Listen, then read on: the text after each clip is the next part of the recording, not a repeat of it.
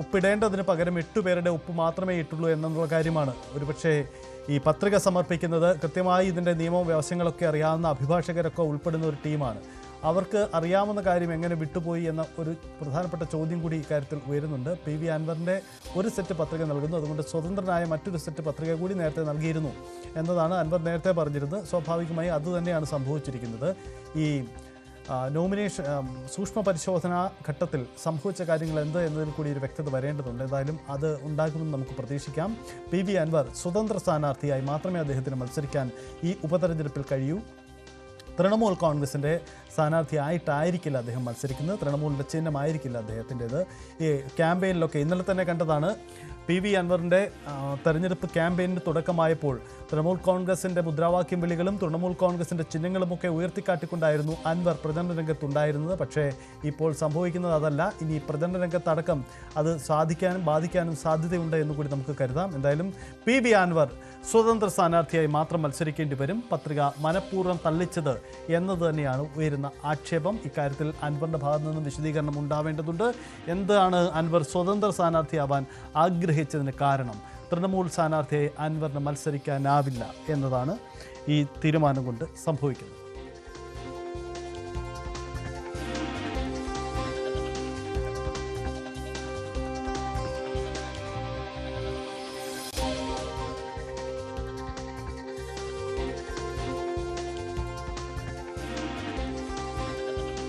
PV Anwar Nilambur ഉപതെരഞ്ഞെടുപ്പിൽ സ്വതന്ത്ര സ്ഥാനാർത്ഥിയായി മത്സരിക്കേണ്ടി വരും. കഴിഞ്ഞ തെരഞ്ഞെടുപ്പുകളിൽ സ്വതന്ത്ര സ്ഥാനാർത്ഥി എന്ന ലേബലിൽ നിന്നും ഇത്തവണ ദേശീയ പാർട്ടിയായ തൃണമൂൽ കോൺഗ്രസ് അംഗം എന്ന രീതിയിൽ, അതിൻ്റെ സംസ്ഥാനത്തെ ചുമതലക്കാരൻ എന്ന രീതിയിൽ മത്സരരംഗത്തേക്ക് എത്താൻ ശ്രമിച്ച PV അൻവറിന് തിരിച്ചടി അതിലുണ്ടാവുന്നു. പക്ഷേ ഈ തിരിച്ചടി പ്രതീക്ഷിച്ചതാണോ അതല്ലെങ്കിൽ ബോധപൂർവം ഉണ്ടാക്കിയതാണോ തുടങ്ങിയ ആക്ഷേപങ്ങൾ രാഷ്ട്രീയ രംഗത്ത് ഉയരുക തന്നെ ചെയ്യും. കാരണം അൻവർ വീണ്ടും ഒരു വിലപേശലിന് ശ്രമിക്കുകയാണോ കോൺഗ്രസുമായി എന്നതാണ്. അതിൻ്റെ സാധ്യതകൾ അടഞ്ഞിട്ടില്ലെന്ന് കോൺഗ്രസ് നേതാക്കൾ ഇപ്പോഴും പറയുമ്പോൾ പ്രതീക്ഷിക്കണം നിലമ്പൂർ രാഷ്ട്രീയത്തിൽ നിന്ന് ഇനിയും സസ്പെൻസുകൾ, നാടകീയ നീക്കങ്ങൾ. അങ്ങനെ തൃണമൂൽ കോൺഗ്രസിനെ ലേബലിൽ മത്സരിച്ചാൽ വിലപേശലിന് അവസരമില്ല എന്നത് ഒരുപക്ഷെ അൻവർ മുന്നിൽ കണ്ടിരുന്നോ? അങ്ങനെയാണെങ്കിൽ അതാണോ ഇപ്പോൾ സംഭവിച്ച നീക്കം? ഇതൊക്കെ പ്രധാനപ്പെട്ടതാണ്. എന്തായാലും വരുന്ന മണിക്കൂറുകൾ നിർണായകമാണ്. ഇനി അവശേഷിക്കുന്ന 2 ദിവസങ്ങൾ മാത്രമാണ്. A. സജീവൻ നമുക്കൊപ്പം ചേരുകയാണ്, മാധ്യമപ്രവർത്തകൻ, മുതിർന്ന മാധ്യമപ്രവർത്തകൻ. ശ്രീ A. സജീവൻ, ഇന്നലെ തന്നെ പ്രതീക്ഷിച്ചതാണ് അൻവർ ഒരു പത്രിക തള്ളിപ്പോയേക്കാമെന്നത്. യഥാർത്ഥത്തിൽ അൻവർ മുന്നിൽ കണ്ടിരുന്നോ ഇത് തള്ളുമെന്നും താൻ സ്വതന്ത്രനായാണ് മത്സരിക്കേണ്ടതെന്ന്? അങ്ങനെയെങ്കിൽ അതൊരു പുതിയ വിലപേശലിനുള്ള നീക്കമായി കൂടി മാറുമോ? തീർച്ചയായിട്ടും അൻവറിന്റെ കാര്യത്തിൽ നമുക്കൊന്നും പറയാൻ പറ്റില്ല. അൻവർ എപ്പോഴാണ് എന്താണ് തീരുമാനിക്കുക, എന്തെല്ലാം രീതിയിലുള്ള അഡ്ജസ്റ്റ്മെന്റ് അദ്ദേഹം വിധേയനാവും എന്നുള്ള കാര്യമൊന്നും പറയാൻ പറ്റില്ല. സ്വാഭാവിക ഈ രീതിയിൽ ഒരു സ്വതന്ത്ര സ്ഥാനാർത്ഥിയായിട്ട് മത്സരിക്കാൻ പത്രിക നൽകുക, അതേസമയം തന്നെ പാർട്ടി ചിഹ്നത്തിൽ മത്സരിക്കാനായിട്ട് TMCയുടെ സ്ഥാനാർത്ഥിയായിട്ട് മത്സരിക്കാൻ പത്രിക നൽകുക എന്ന് പറയുന്നത് ഈ തരത്തിൽ തന്നെ ആയിരിക്കും. കാരണം അദ്ദേഹത്തിന് TMCയുടെ സ്ഥാനാർത്ഥിയായിട്ട് മത്സരിക്കാൻ കഴിഞ്ഞില്ലെങ്കിൽ സ്വതന്ത്രമായിട്ട് നിൽക്കാം വളരെ കുറെ കൂടി എളുപ്പമാണ്. മറ്റുള്ള കാര്യങ്ങളിൽ അവസാന ഘട്ടത്തിൽ പോലും അഡ്ജസ്റ്റ് ചെയ്യാനുള്ള സാധ്യത വളരെ കൂടുതൽ. ഒരു പാർട്ടി സ്ഥാനാർത്ഥി പത്രിക പിൻവലിക്കുക എന്ന് പറയുമ്പോൾ അതിൻ്റെ ഒരു വലിയ സാങ്കേതിക പ്രശ്നങ്ങൾ സ്വാഭാവികമായിട്ടുണ്ടാകും. ഇത് അറിഞ്ഞുകൊണ്ട് തന്നെ ആയിരിക്കണം. കാരണം അൻവറിന്റെ കാര്യത്തിൽ നമുക്ക് വ്യക്തമായിട്ടൊന്നും പറയാൻ പറ്റില്ല. അദ്ദേഹം കുറച്ച് കാലമായിട്ട് എടുത്ത ഈ LDF വിട്ടതിന് ശേഷം അദ്ദേഹം എടുത്ത ഓരോരോ നിലപാട്, ഓരോരുത്തരെ കുറിച്ച് പറഞ്ഞ കാര്യങ്ങൾ, അതിന് തിരിച്ചു പറഞ്ഞ കാര്യങ്ങളൊക്കെ നമുക്ക് അറിയാം. പ്രതിസന്ധി ഉണ്ടാക്കിയിട്ട് അദ്ദേഹം നേട്ടം ഉണ്ടാക്കുന്ന ഒരു ശ്രമത്തിലേക്കാണ് പോവുക. 2026 നിയമസഭാ തെരഞ്ഞെടുപ്പാണ് അൻവറിന്റെ ലക്ഷ്യം. അപ്പൊ അതിന് UDFനെ സമ്മർദ്ദത്തിലാക്കിയിട്ട് എങ്ങനെയെങ്കിലും ഈ തന്റെ പിന്തുണ അവർ തേടുന്നൊരവസ്ഥ ഉണ്ടാക്കുക, അങ്ങനെ അടുത്ത തവണ നിലമ്പൂർ തന്നെ തന്റെ കയ്യിലേക്ക് എത്തിക്കാനുള്ള ശ്രമം നടത്തുക എന്നുള്ളതായിരിക്കും അൻവറിന്റെ ലക്ഷ്യം. അതുകൊണ്ട് അൻവർ ഇപ്പോൾ ഈ കാര്യം മുൻകൂട്ടി കണ്ടുകൊണ്ട് തന്നെയായിരിക്കണം സ്വതന്ത്ര സ്ഥാനാർത്ഥിയായിട്ട് അദ്ദേഹം പത്രിക നൽകിയതെന്നാണ് കരുതേണ്ടത്. അത് കാണും. സ്വാഭാവികമായും ഈ കോൺഗ്രസ് നേതാക്കളൊക്കെ രാവിലെ മുതൽ പങ്കുവെക്കുന്ന ഒരു കാര്യം, അൻവറിനെ അനുനയിപ്പിക്കാൻ ഇനിയും അവസരമുണ്ട്, അത്തരം ചർച്ചകളുണ്ടല്ലോ, 2 ദിവസം കൂടി ഉണ്ടല്ലോ എന്നതൊക്കെയാണ് അവർ പങ്കുവെക്കുന്നത്. അങ്ങനെയെങ്കിൽ അണിയറയിൽ ഇത്തരം ഒരു രാഷ്ട്രീയ നീക്കം നടക്കുന്നു എന്ന് കരുതണം അല്ലേ? തീർച്ചയായിട്ടും. നമുക്കറിയാമല്ലോ, ഈ രാഹുൽ മാങ്കൂട്ടത്തില് അൻവറിന്റെ അടുത്ത് പോയത്, അതിനെക്കുറിച്ച് മറ്റുള്ള നേതാക്കന്മാർ പറഞ്ഞ കാര്യങ്ങൾ, അത് UDF തീരുമാനം കൃത്യമായിട്ട് പലതവണ ആലോചിച്ചിട്ട് ഒരു അവസരം കൊടുത്ത് അവസാനത്തെ യോഗം ചേർന്നിട്ട് UDFന്റെ തീരുമാനം UDF കൺവീനർ കൃത്യമായി പറയുന്നു, ഞങ്ങൾ ഇനി അൻവറുമായി ഒരു ചർച്ചയ്ക്കുമില്ല, ഞങ്ങളുടെ രീതിയിൽ പോകുന്നു പറയുന്നു. അതിനുശേഷമാണ് പിന്നീട് രാത്രി രാഹുൽ മാങ്കൂട്ടത്തിൽ പോകുന്നത്.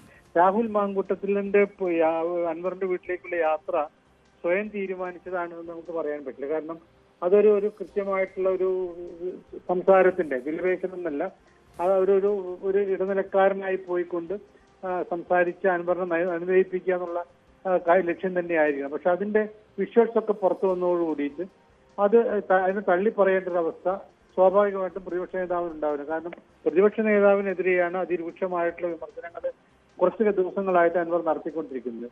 പ്രതിപക്ഷ നേതാവ് അത് പറഞ്ഞെങ്കിൽ പോലും അൻവർ ഈ രാഹുൽ മാങ്കൂട്ടത്തിൽ ചെയ്ത് പൂർണ്ണമായും തെറ്റാണ്, അവനെ ശാസിക്കും എന്നൊക്കെ പറഞ്ഞിട്ട് പോലും KPCC പ്രസിഡന്റോ മറ്റേതെങ്കിലും നേതാക്കന്മാരോ രാഹുൽ മാങ്കൂട്ടത്തിലെ നടപടിയെ തള്ളി പറഞ്ഞിട്ടില്ല.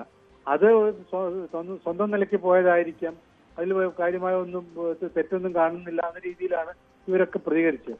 അതിനുശേഷം നമുക്കറിയാം മുസ്ലിം ലീഗിന്റെ നേതാവ് MLA ആയിട്ടുള്ള ഹമീദ്, അദ്ദേഹം പറഞ്ഞ കാര്യം അറിയാം. അപ്പോൾ അൻവറിന്റെ ഒരു പിന്തുണ സ്വാഭാവികമായിട്ട് നേടാനുള്ള മറ്റു മാർഗങ്ങൾ അവസാന ഘട്ടം വരെ UDFന്റെ ഭാഗത്ത് ഉണ്ടാവും എന്നുള്ള കാര്യം സംശയമില്ല. കാരണം അൻവർ മത്സരിക്കുമ്പോഴാണെങ്കിൽ, അൻവർ UDFുമായിട്ട് ഇടഞ്ഞു നിൽക്കുമ്പോഴാണെങ്കിലും അതിന്റെ വലിയ നഷ്ടം ഉണ്ടാകാൻ പോകുന്നത് UDFിനാണ്. കാരണം സ്ഥാനാർത്ഥിക്കെതിരെ അക്കമിട്ടുകൊണ്ട് പല ആരോപണങ്ങളും ഉന്നയിക്കുക. ചുരുങ്ങിയ ആരോപണങ്ങളൊന്നുമില്ല. സമുദായത്തിന്റെ പിന്തുണ ലഭിക്കാതിരിക്കാൻ, മുസ്ലിം ലീഗിന്റെ പിന്തുണ ലഭിക്കാതിരിക്കാൻ, മറ്റേ ഈ വ്യാപാരി വ്യവസായികളുടെ പിന്തുണ ലഭിക്കാതിരിക്കും, ഇങ്ങനെയൊക്കെ കൃത്യമായ ചില കാര്യങ്ങൾ വെച്ചുകൊണ്ട് പറഞ്ഞുകൊണ്ടിരിക്കുക. അപ്പൊ സ്വാഭാവികമായിട്ടും അതൊരു നഷ്ടമാകും. നിലമ്പൂരിൽ തോൽവി ഉണ്ടായാൽ അത് UDFന് വലിയ ക്ഷീണമാകും എന്നുള്ള കാര്യത്തിൽ സംശയമില്ല. അപ്പോ അൻവറിനെ പല രീതിയിൽ അനുനയിപ്പിക്കാനുള്ള അവസരം ഇനിയും അവർക്ക് കൈവന്നിരിക്കുകയാണ്. അൻവറിനാണെങ്കിൽ വിലപേശിക്കൊണ്ട് കൃത്യമായിട്ടും 2026 തന്റെ ലക്ഷ്യം നേടിയെടുക്കുക എന്നതിലേക്ക് കുറെ കൂടി അടുക്കുകയാണ് ചെയ്യുന്നത്.